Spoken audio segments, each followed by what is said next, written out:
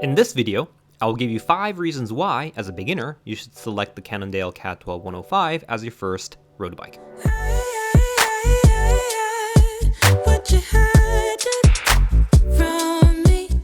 So, before I give you the reasons, let me give you some background.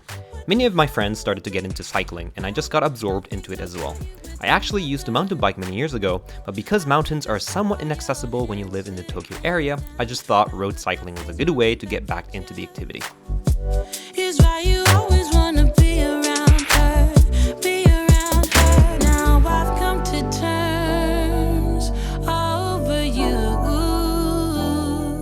So why the CAAD12?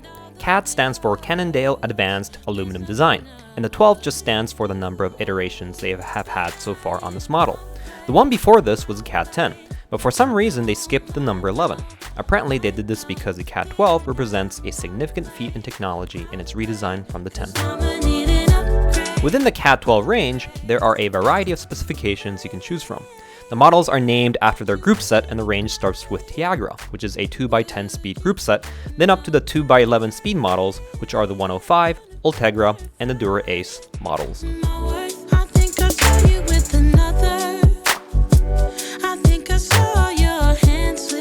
Many beginners may be confused by these quote-unquote group sets. So what are they? Well, it is an organized collection of mechanical parts provided by a specific bike component manufacturer. These usually include the cranks, brakes, front and rear derailleurs, cassettes, and the chain. Other components that are not part of this set are usually the bike frame, fork, wheels, and tires. Now, there are 3 main manufacturers of these group sets, which are Shimano from Japan, SRAM from the United States, and Campagnolo from Italy. Now, based on my knowledge, bike brands tend to use Shimano more often than other manufacturers for their complete bikes that they sell. And within the Shimano brand, for their road bike group sets, there are 6 of them in total, all varying in prices. As I mentioned earlier, the CAAD12 lineup uses a wide range of these group sets, including those from SRAM. Many beginners may be confused to which one to choose from, and it all comes down to how much you're planning to spend. To help you understand this better, let me give you an analogy. Choosing a group set is very similar to when you configure a PC when you are in the market for a new computer. When you configure your new PC with better processors, more memory, and larger hard drive, your new PC will obviously become more expensive. Now, all computers, regardless of their configurations, you should be able to achieve more or less the same tasks. But of course, for example, if you want a faster computer for playing games, you would tend to spec your computer higher. Now, if you feel you don't need the added performance, you wouldn't spec your PC that way. Rather, you would think a lower spec is enough for your needs. All of this is very similar when deciding which bike to purchase. In this case, a more expensive group set should translate to better quote-unquote performance. And these performance gains come from a variety of differences, for example, the materials being used in the components. And for those price-conscious consumers like me, we would need to think more carefully about which group set to choose, especially when buying a bike is a significant investment. Now this brings, finally, to my first reason for why, as a beginner, you should choose the CAAD12 105. First, cost effectiveness. It is called the CAAD12 105 because this CAAD12 sports the 105 group set. This group set is your entry to the 11-speed drivetrain. Now, if you look at other bike brands sporting the 105 group set, these bikes tend to be more expensive, from 45,000 to 100,000 yen more than this CAAD12. Cannondale is able to price his bike lower than its competitors because of the frame material being aluminum rather than carbon, and carbon is a lot more expensive because of its manufacturing process. Cannondale has almost 30 years of experience with this material, and just because it's aluminum doesn't mean it's slower than its carbon counterpart. I don't have a lot of experience riding bikes made out of carbon in order to tell you the exact differences in the quality of the ride, but definitely I don't feel I am slower because of an aluminum frame. The second reason is upgradability.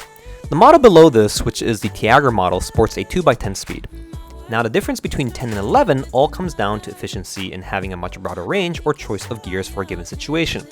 Just like a car, bikes benefit from a low gear to accelerate from a standstill or to climb a steep hill, and at the other end of the scale, a high gear helps you to achieve high speeds. Now, in the future, if you really get into the sport, it is unavoidable that you're going to start thinking about upgrading parts on your bike. Now, group set manufacturers develop their products with integration in mind, meaning they develop each component while making sure that it works well with the other components in the group set. Now, when you upgrade parts on your bike, you do not necessarily need to upgrade the whole group set, meaning you can upgrade one component at a time.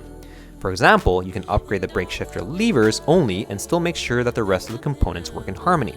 However, if you start with a 10-speed, upgrading to an 11-speed specific bike component may lead to compatibility issues. I'm not a bike mechanic, but if you see yourself getting more serious in the future, I just recommend starting from 11-speed. And as I mentioned earlier, the CAAD12 enables you to do that with a much lower price point compared to other bike manufacturers selling bikes made out of carbon.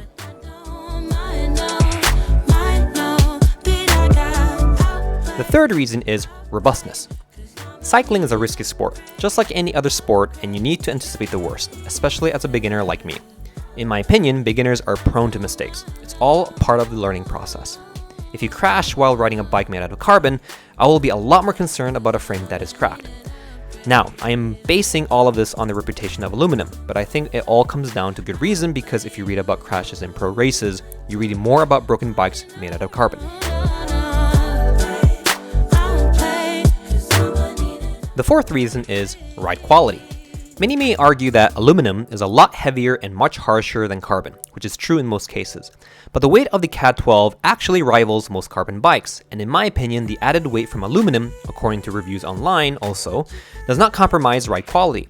And as I mentioned earlier, the equipment levels are much higher than on a carbon framed bike at similar price points, so the CAAD12 will give you more performance for your money.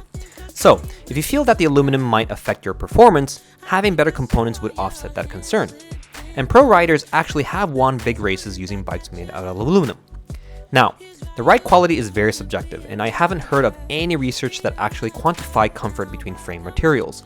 Furthermore, comfort also relies heavily on bike parts other than the frame itself, such as tires and the amount of air pressure you put in them.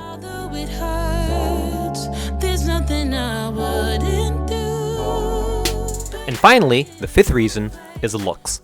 I know, this is very subjective compared to the other reasons I have outlined so far, but the CAAD12 still retains a classic look to road bike design, amidst the growing trend of aero frames and their funky designs. I'm not saying that I don't like aero road bikes, but it is important that you choose a bike based on how it looks. Yes, beauty is in the eye of the beholder, but emotions have a significant role in your performance. Even though I am a beginner, I still manage to ride faster than a lot of people with expensive carbon road bikes. And the feeling that you have when you pass these people while knowing that you're riding an aluminum frame is just satisfying. These were 5 reasons why you should get the CAAD12 105 as your first road bike. In Japan, you should be able to get one for around 190,000 yen without tax. If you can find a previous model year, you should be able to get it for a lot less money. If you have any further questions, leave a comment below, and please support this channel if you want to see more cycling related videos in Japan. Until the next time.